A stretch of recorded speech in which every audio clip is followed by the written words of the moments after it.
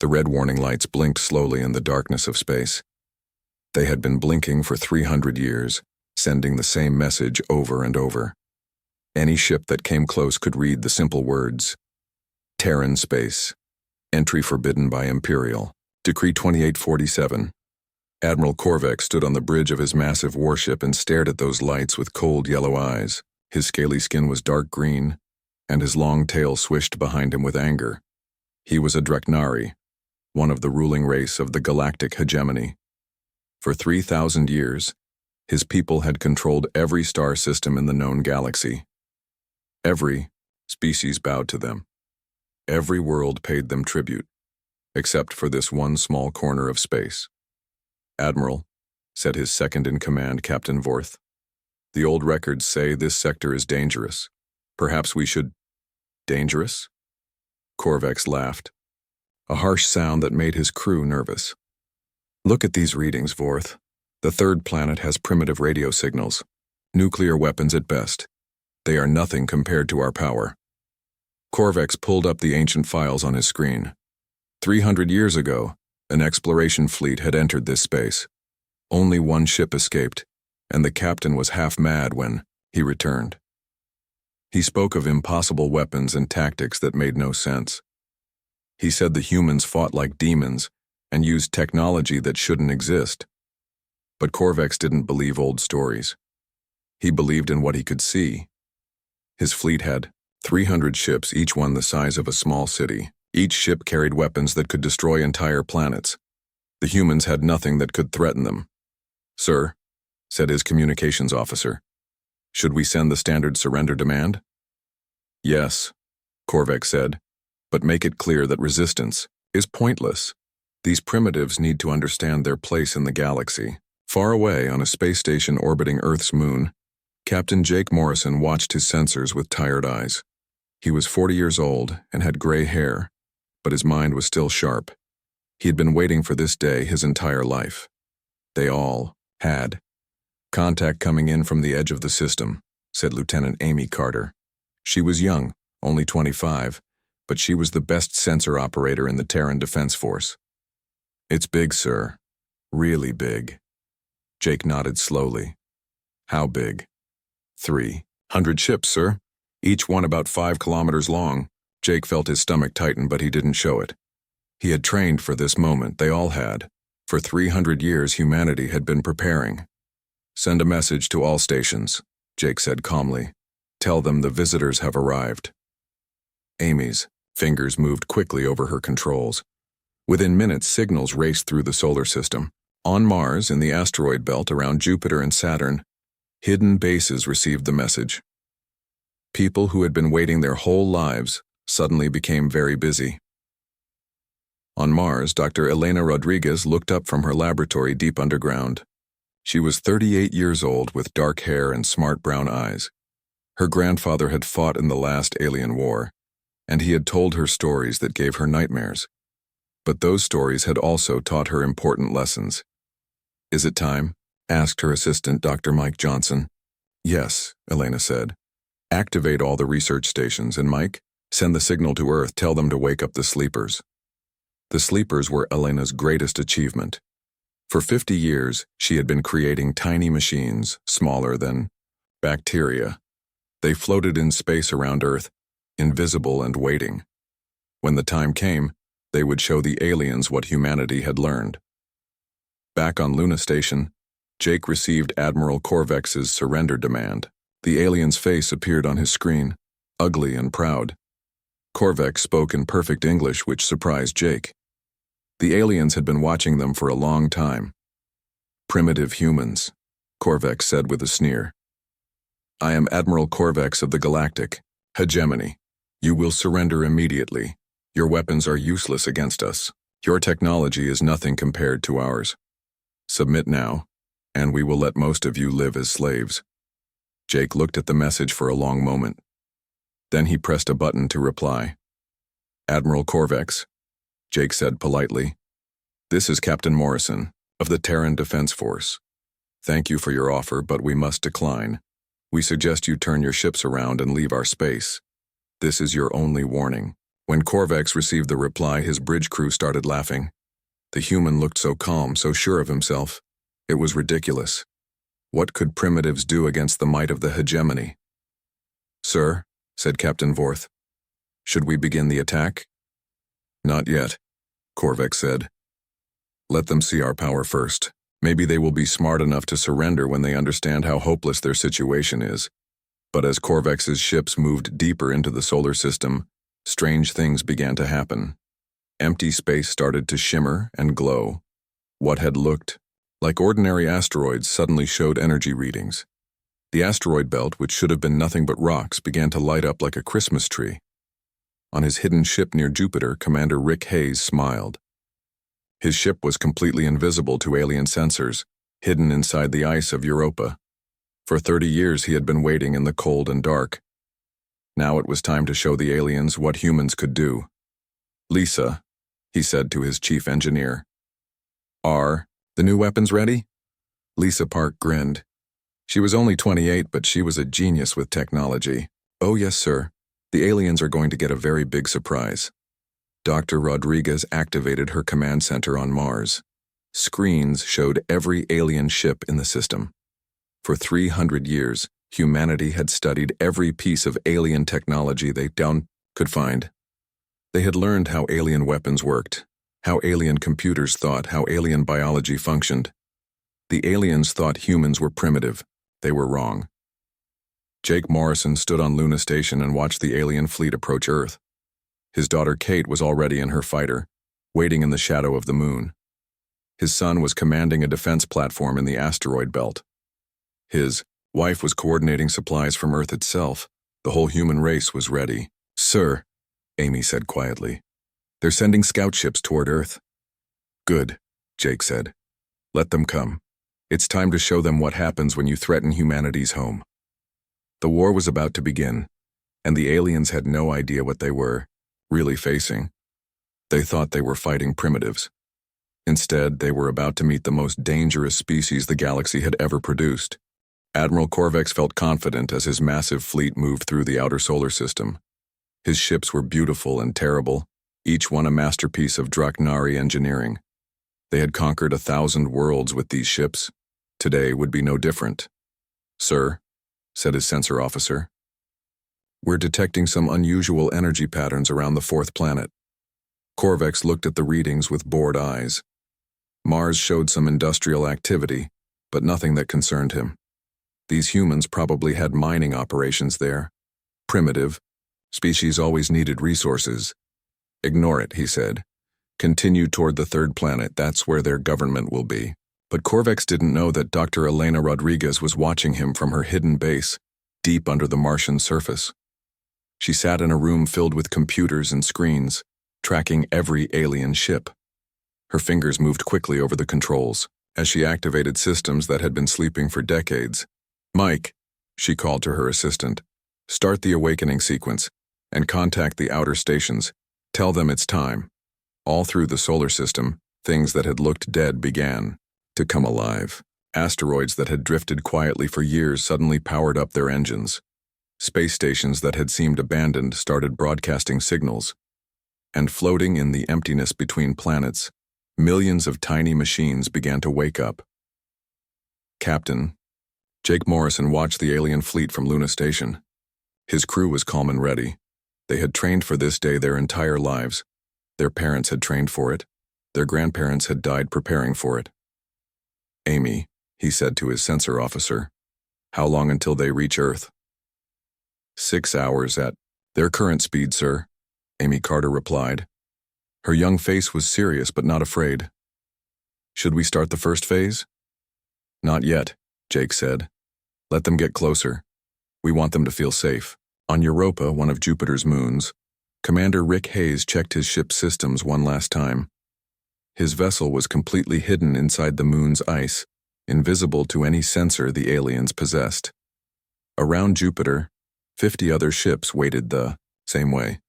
"Chief Park," Rick said to his engineer, "how are those new weapons testing?"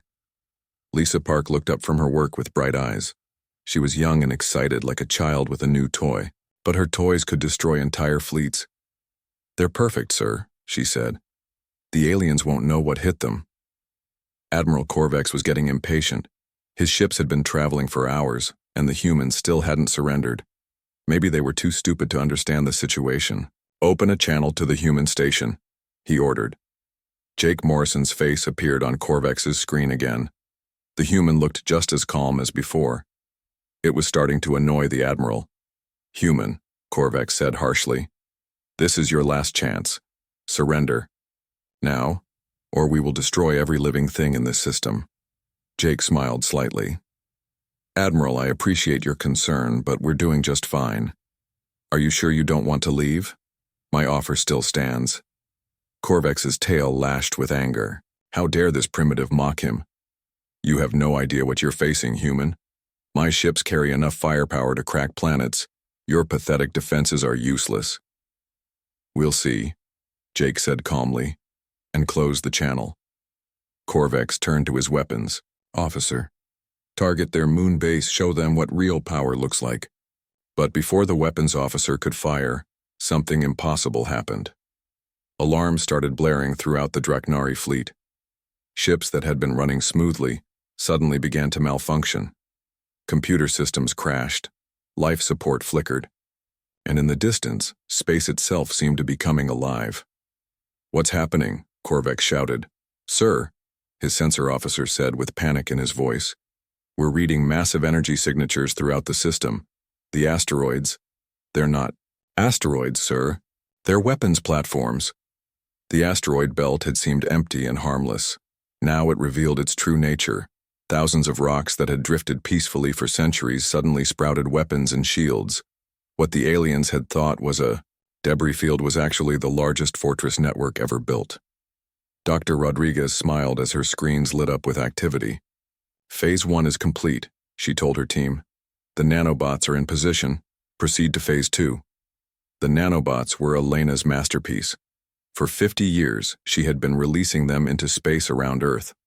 They were smaller than viruses and completely invisible to alien sensors. Now they were inside every alien ship, quietly taking control of their systems. On his hidden ship, Rick Hayes received the signal he had been waiting for. "Lisa, it's time.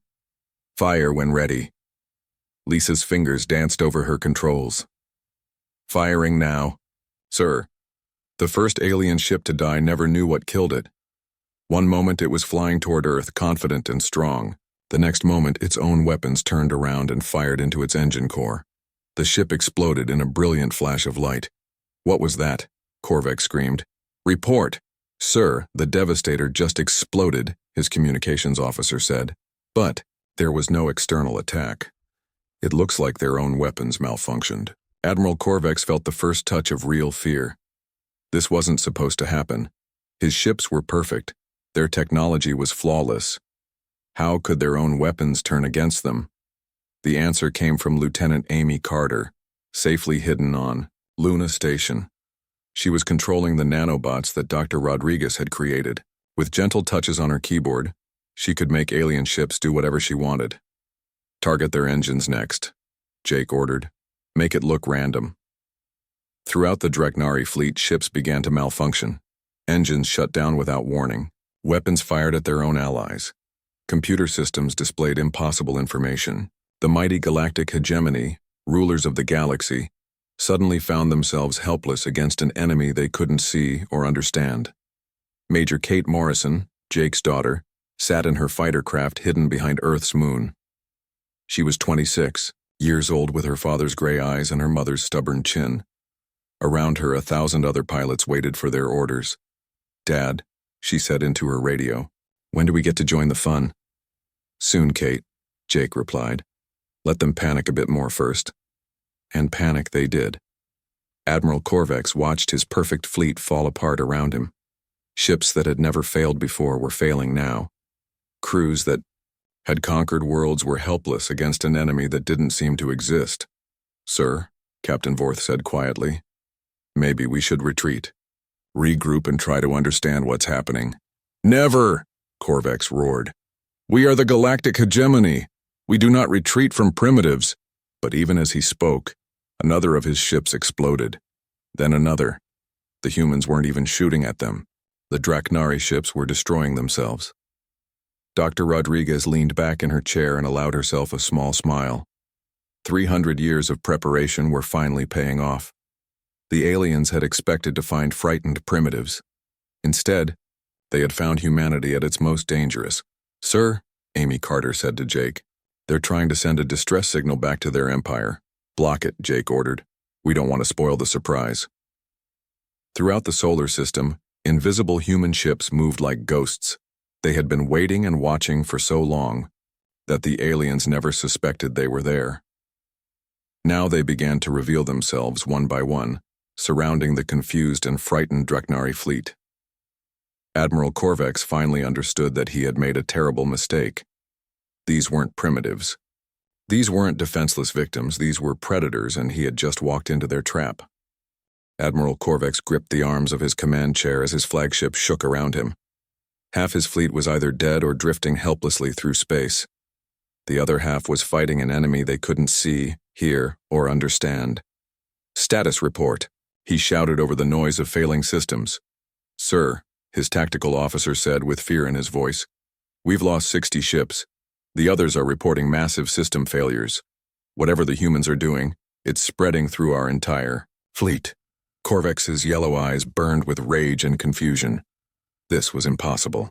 The galactic hegemony had ruled the galaxy for 3,000 years. No primitive species had ever resisted them.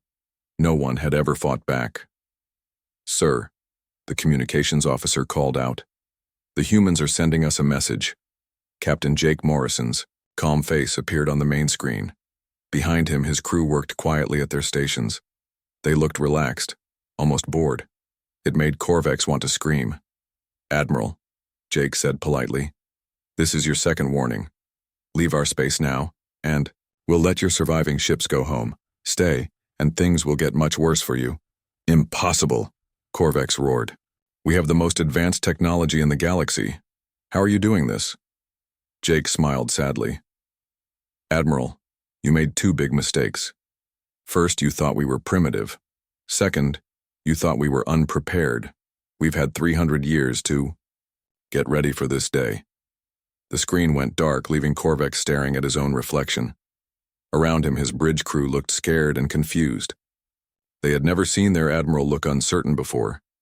Deep under Mars, Dr. Elena Rodriguez watched her screens with satisfaction. Every alien ship was now infected with her nanobots. The tiny machines were taking control of alien computers, life support systems, and weapons. But that was just the beginning. "Mike," she said to her assistant, "start Phase 3. Release the bioagents." Dr. Mike Johnson nodded and began entering commands. Throughout the alien fleet, invisible clouds of microscopic organisms began to spread. Elena had studied alien biology for 30 years. She knew exactly how their bodies worked, and she knew how to stop them from working. On his ship hidden in Europa's ice, Commander Rick Hayes prepared for the next phase of the attack. Around Jupiter, his small fleet of invisible ships waited for orders. Each ship was tiny compared to the massive Draknari vessels, but that was the point. "Chief Park," Rick said, "are you ready to show them something really special?" Lisa Park grinned from her engineering station. She was the smartest person Rick had ever met, and she loved her job. "Oh yes, sir, they're going to hate this." Lisa activated her masterpiece, a weapon that used the aliens' own technology against them. The Draknari ships were held together by powerful force fields. Lisa had figured out how to reverse those fields, turning them into weapons instead of protection. The first alien ship simply came apart. One moment it was a mighty warship 5 kilometers long. The next moment it was a cloud of debris floating in space. The force fields that should have protected it had torn it into pieces. "What happened to the Dominator?" Korvex demanded. "Unknown, sir," his sensor officer replied. "It just fell apart, like something turned off all its structural supports. Another ship broke apart. Then another. The mighty Draknari fleet was destroying itself, and no one could understand why. Major Kate Morrison finally got her orders. "All fighters, this is Luna Control. You are cleared to engage. Show them what human pilots can do." Kate powered up her fighter and shot out from behind Earth's moon. Around her, 1,000 other small ships appeared from hiding places throughout the solar system. They were fast, agile, and completely invisible to alien sensors. The Draknari had built their ships to fight other large vessels. They never expected to face tiny fighters that could appear and disappear at will. Kate's ship phased in and out of normal space, striking alien vessels and vanishing before they could fight back. "This is impossible," an alien captain screamed over the radio. "They're firing at us from inside our own shields." That was exactly what Kate was doing. Her ship could slip through solid matter like it wasn't there. She flew right through alien hulls, planted explosives, and flew out the other side. The aliens never saw her coming or going. Admiral Korvex watched his fleet die around him and felt something he had never experienced before: real fear. His people had been the masters of the galaxy for so long that they had forgotten what it felt like to lose. "Sir," Captain Vorth said quietly, "we should retreat. Call for reinforcements." "No," Korvex snarled. "I will not be defeated by primitives. All ships attack formation. Target the third planet. If we can't have this system, we'll destroy it." But as his remaining ships tried to move toward Earth, something even stranger happened. The enemy ships began to appear all around them. Not just the small fighters, but huge vessels that rivaled their own warships in size. "Where did they come from?" Korvex whispered. The answer was simple. Humanity had been building warships for 300 years. They had hidden them in asteroid fields, in the shadows of planets, in the ice of frozen moons. Now they revealed themselves, surrounding the alien fleet like wolves around a flock of sheep.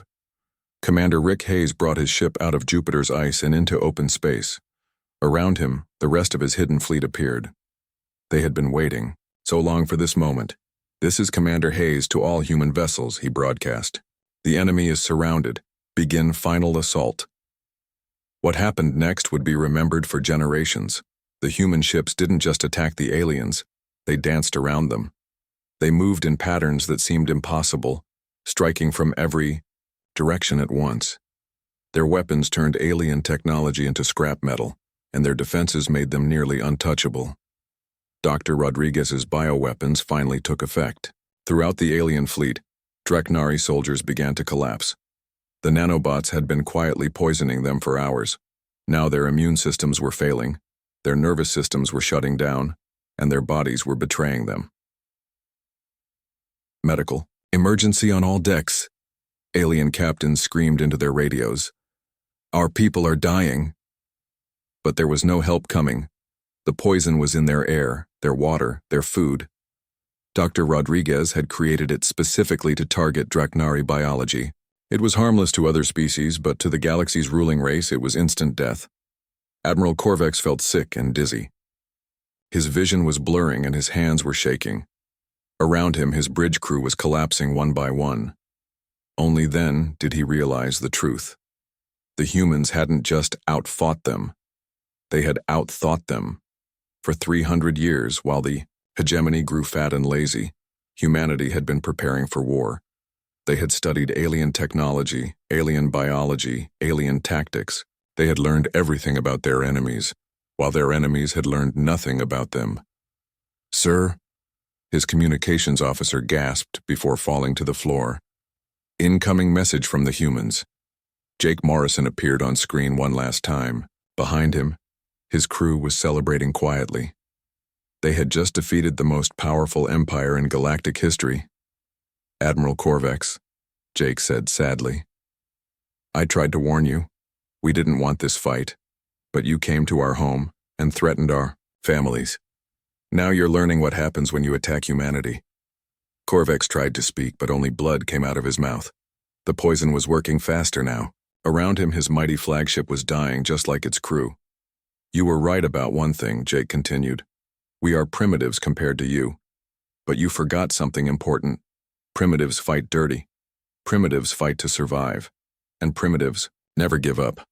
The screen went dark, and Admiral Korvex realized he would never see his home again. The galactic hegemony's greatest fleet was about to become humanity's first victory. Admiral Korvex was dying, but he wasn't dead yet. As the poison burned through his body, he managed to send one last message to Hegemony High Command. His clawed fingers shook as he typed the emergency code that would bring reinforcements. But he lied in his message. He couldn't tell his superiors that primitives had destroyed his entire fleet. He couldn't admit that 300 warships had been beaten by creatures they thought were barely above animals. Instead, he claimed he was fighting a rebellion of advanced aliens who had hidden in the Forbidden Zone. "Send reinforcements," he gasped into the communicator. 50 fleets. Need 50 fleets to crush them." Those were Admiral Corvex's last words. He died on the bridge of his flagship, surrounded by the bodies of his crew. Around him, the rest of his mighty fleet drifted dead in space. Captain Jake Morrison watched the last alien ship go dark and felt no joy. War was never something to celebrate, even when you won. But he felt relief. Phase 1 was complete. Now, the real work could begin.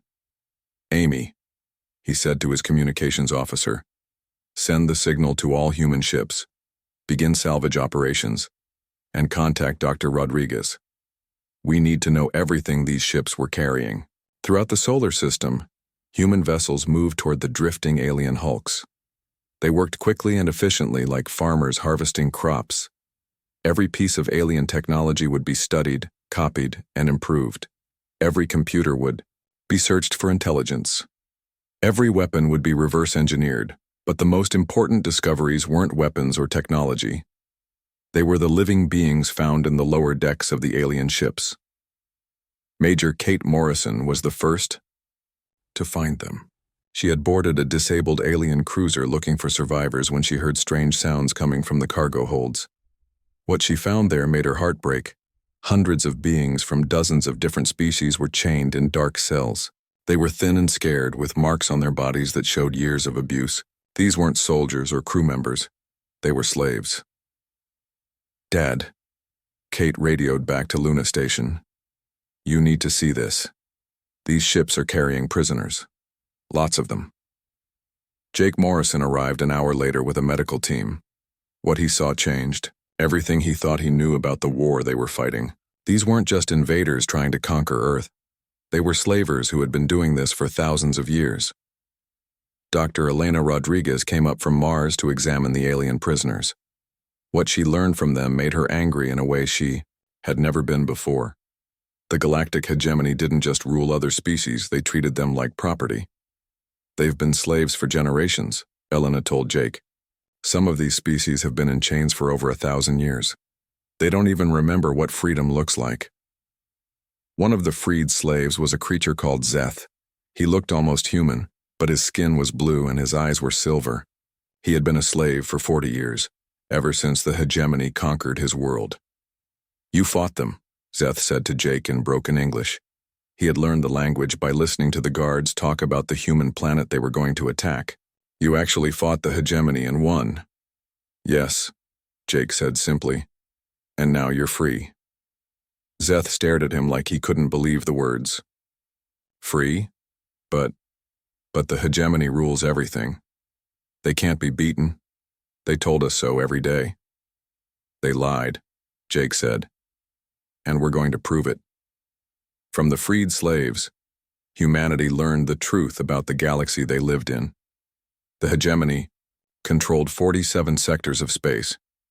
They had enslaved hundreds of species and destroyed countless civilizations. They ruled through fear and violence, crushing anyone who dared to resist. But they also learned something else. The hegemony was not as strong as it pretended to be. It was an empire built on lies and held together by tradition. The Draknari hadn't won a real war in over 1,000 years. They had grown soft and lazy, relying on their reputation instead of their strength. Commander Rick Hayes took his invisible ships and began to hunt the aliens who had escaped the battle. A few Draknari vessels had managed to run away when the fighting started. Rick's job was to make sure they never made it home. His ships followed the fleeing aliens through hyperspace, staying hidden and watching. When the enemy ships stopped to refuel or repair, Rick struck.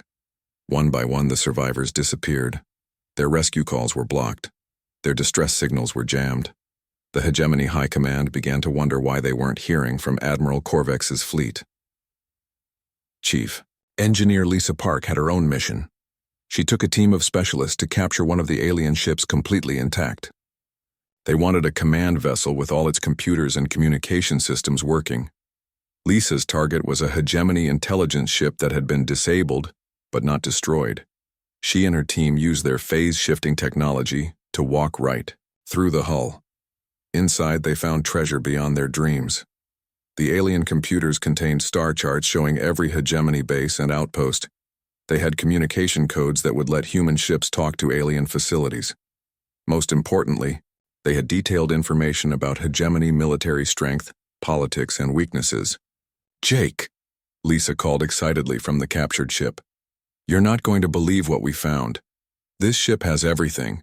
Ship positions, supply routes, command structures. It's like they gave us the keys to their entire empire." Dr. Rodriguez studied the alien medical records and made a disturbing discovery. The hegemony had been experimenting on their slaves for centuries, trying to create perfect servants. But their experiments had failed. The slaves they created were often smarter and stronger than their masters. They made themselves weaker, Elena explained to Jake. They relied on technology and fear instead of improving themselves. Meanwhile, the species they enslaved had to adapt or die. Some of these freed slaves are incredibly capable. Jake realized that humanity had gained more than just information from the battle. They had gained allies. The freed slaves knew the hegemony's secrets because they had been forced to serve it. They knew which worlds were heavily defended and which were vulnerable. They knew which alien species might join a rebellion and which would stay loyal out of fear. Lieutenant Colonel Dan Foster led the first human missions outside the solar system. His special operations teams used captured alien ships to visit hegemony outposts. They pretended to be supply convoys or patrol vessels, and the aliens never suspected anything. Once they were inside enemy bases, Dan's teams planted devices that gave humanity complete control over alien communication networks. They could listen to every message, read every order, and watch every ship movement throughout the Empire. "Sir," Dan reported to Jake after his third mission, "the hegemony is starting to panic. They've lost contact with Corvex's fleet and they don't know why. Some of their commanders are demanding answers. Others are getting nervous about the Forbidden Zone." The best news came from the freed slaves themselves. When they learned that the hegemony fleet had been destroyed, they began to hope for the first time in generations. Some of them asked to join the human military. Others wanted to contact their homeworlds and spread the news. Zeth, the blue-skinned, former slave, became Jake's advisor on alien politics. He knew which species hated the hegemony most and which ones might be willing to fight. "The Vorthon people hate the Dreknari more than anyone," Zeth explained. "Their world was beautiful once, but the hegemony strip-mined it for resources. If they knew the Dreknari could be beaten, they would rise up immediately." Jake listened carefully. Humanity was strong, but they were still just one species against an entire empire. They would need help to free the galaxy. Fortunately, help was waiting on every enslaved world. "How many species are part of the hegemony?" Jake asked.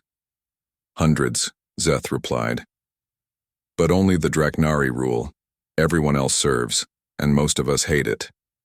Jake smiled for the first time since the battle ended. The hegemony thought they had sent a fleet to conquer primitives. Instead, they had given humanity the tools to destroy their empire. The hunters were about to become the hunted, and they didn't even know it yet. Amy Carter looked up from her communications console with excitement in her eyes. "Sir, we're getting signals from all over the galaxy. The freed slaves have been contacting their people. Word is spreading that the hegemony can be beaten." Jake nodded. "Good. Let's give them something to really talk about. It's time to take this war to the enemy." The news reached Hegemony High Command 6 months after Admiral Corvex's fleet disappeared. A single, badly damaged ship limped into the capital system with a story that no one wanted to believe. Captain Sleeth had been commanding a supply convoy near the edge of Dreknari space when strange ships attacked him. Ships that appeared from nowhere struck like lightning and vanished again. Ships that used weapons no one had ever seen before. "Impossible," said Supreme Admiral Vrax, the leader of all hegemony forces. "No one can challenge our power. You must have encountered rebels using stolen technology." But Captain Slith shook his head weakly. Sir, these weren't rebels. They were something else, something new. And they were asking about Admiral Corvex's fleet. That was when the hegemony leadership finally understood. The Forbidden Zone hadn't been conquered. Something in that dark corner of space had conquered them instead. On Earth, Captain Jake Morrison stood in the command center that had once been Luna Station. The small moon base had grown into a massive military complex. Ships from dozens of freed worlds docked there every day, bringing refugees, volunteers, and intelligence about the crumbling empire. Status report, Jake said to his expanded staff. Lieutenant Amy Carter, now promoted to commander, looked up from her screens. Sir, we've received confirmation from 17 sectors. The rebellions are spreading faster than we can track them. The hegemony is falling apart. The strategy had been brilliant in its simplicity. Instead of attacking the hegemony directly, humanity had given the enslaved peoples the tools to free themselves. Human ships delivered weapons, medicine, and communication, equipment to rebel groups throughout the galaxy. More importantly, they delivered hope. Dr. Elena Rodriguez had developed new versions of her nanobots, designed specifically to disable Draknari technology without harming other species. Rebel groups could release them into hegemony facilities and watch their oppressors' weapons turn to useless metal. How many worlds have declared independence? Jake asked. Over 300 so far, Amy replied. And the number is growing every day. The Draknari can't respond fast enough to stop them all. Commander Rick Hayes brought his invisible fleet home after 6 months of hunting. His ships had destroyed every hegemony patrol and supply convoy they could find. The mighty Empire's logistics network was in ruins, sir, Rick reported to Jake. We've cut their supply lines completely. Hegemony bases throughout the Outer Rim are running out of food, fuel, and ammunition. Some of them are surrendering without a fight. Chief Engineer Lisa Park had been busy too. She had led teams to every major hegemony shipyard, planting devices that turned the aliens' own construction facilities against them. New Draknari warships exploded on their launch platforms. Repair stations destroyed the ships they were supposed to fix. The irony is beautiful, Lisa told Jake with a grin. They built this empire using superior technology. Now that same technology is destroying them. The hegemony's response was exactly what humanity had expected. Instead of trying to understand what was happening, the Draknari leadership became more brutal and paranoid. They executed their own commanders for failing to stop the rebellions. They punished entire worlds for the actions of a few rebels. This only made things worse. Species that had been neutral or afraid began to hate the hegemony actively. Worlds that had never considered rebellion suddenly joined the uprising. The Empire was destroying itself from within.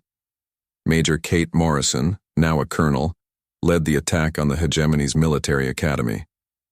The prestigious school had trained Draknari officers for 2,000 years.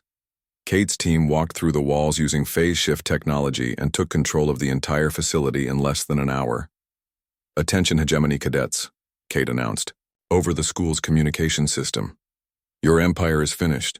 You can surrender now and be treated fairly, or you can fight and die for leaders who don't care about you. Most of the young Draknari chose to surrender. They had been taught that the hegemony was invincible, but the evidence of their own eyes told a different story. The humans who had captured them weren't monsters. They were professional soldiers who treated prisoners with respect. Dr. Rodriguez made her greatest discovery in the hegemony's central archives. The massive computer complex contained the complete history of the Empire, including records of every species they had enslaved and every world they had destroyed. Jake, she called excitedly from the archive world. You need to see this. The hegemony isn't 3,000 years old, it's much older, and it's been falling apart for centuries. The records showed that the Draknari had once been explorers and traders, not conquerors. But as they grew more powerful, they became lazy and arrogant. They stopped innovating and started stealing. They stopped exploring and started enslaving. Their empire had been slowly rotting from within for over 1,000 years. They were already dying, Elena explained. We just helped them along. The final blow came when Zeth, the freed slave who had become Jake's advisor, made contact with his homeworld. The Vorthan people had been planning a rebellion for decades, waiting for the right moment. When they learned that the hegemony fleet had been destroyed, they struck immediately. Within days, the Vorthan uprising spread to 50 worlds. Other enslaved species saw their success and launched their own rebellions. The hegemony found itself fighting wars on hundreds of fronts simultaneously. Supreme Admiral Vrax tried to rally his remaining forces for a final assault on Earth. He gathered every ship he could find and prepared to destroy the world that had started this chaos. But when his fleet arrived at the edge of the solar system, they found something they weren't prepared for. The Forbidden Zone was no longer forbidden. Ships from every liberated world in the galaxy were gathered around Earth, forming the largest fleet in galactic history. Humans, Vorthans, Zeltari, Morphians, and dozens of other species stood together as equals. "This is Captain Morrison of the Terran Defense Force," Jake's voice echoed across space. "Admiral Vrax, you are surrounded and outgunned. Surrender now, and you will be treated according to the laws of war." Vrax looked at the massive fleet surrounding his few remaining ships and felt something his species had never experienced: total defeat. The galactic hegemony, rulers of the known universe, had been brought down by the very peoples they had oppressed. "Never!" Vrax snarled into his communicator. "The hegemony will never surrender to primitives and slaves." "Then you've chosen," Jake said sadly. "All ships, you are cleared to engage." The battle was over in minutes. The hegemony's last fleet was destroyed not by superior technology, but by superior numbers and superior motivation. The freed peoples of the galaxy fought with a passion that the Draknari had forgotten how to match. Supreme Admiral Vrax died on his bridge, just like Admiral Korvex before him. With his death, the galactic hegemony officially ended. 3,000 years of tyranny were finished. In the aftermath, Jake Morrison found himself facing a problem he had never expected. Representatives from hundreds of worlds wanted to make him emperor of a new galactic government. They offered him power that would make the old hegemony look small. "Thank you," Jake said to the assembled delegates. "But no, we didn't fight to replace one empire with another. We fought for freedom. Instead of an empire, they created something new. A confederation of free worlds. Each species kept control of their own territory and made their own decisions. But they worked together for mutual defense and trade. Earth became the meeting place for this new alliance, not because humans demanded it, but because other species trusted them. The world that had once been marked as forbidden became the center of galactic democracy. Commander Amy Carter took command of the new Galactic Defense Force, a volunteer organization made up of ships and crews from every member world. Their mission was simple: make sure no new empire could ever rise to enslave the galaxy again. "Sir?"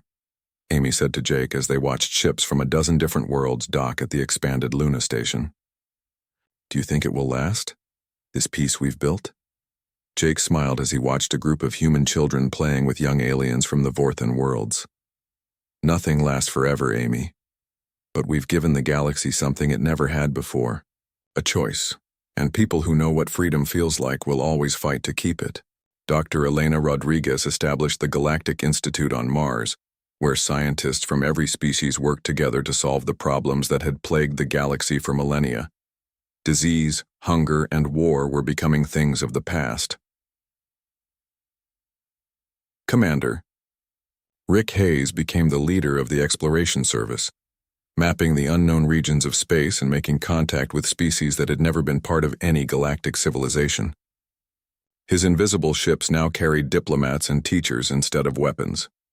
Chief Engineer Lisa Park founded the Technical Exchange, sharing human innovations with other species while learning from their discoveries. The combination of different technological approaches led to advances that no single species could have achieved alone. The Draknari, who survived the fall of their empire, were not executed or enslaved. Instead, they were offered the same choice as everyone else: join the new confederation as equals, or remain independent but peaceful. Most chose to join, grateful to be free from the burden of ruling others.